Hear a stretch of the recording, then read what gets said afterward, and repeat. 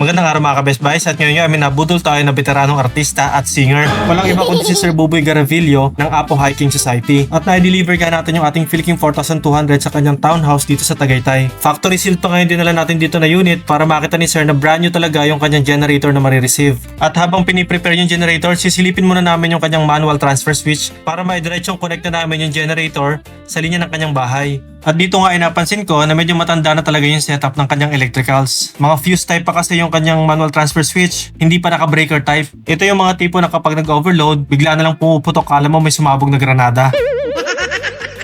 Itinuro na rin natin kay Sir kung paano yung basic setup and starting ng ating generator. So doon muna tayo sa most convenient part, which is starting via remote control.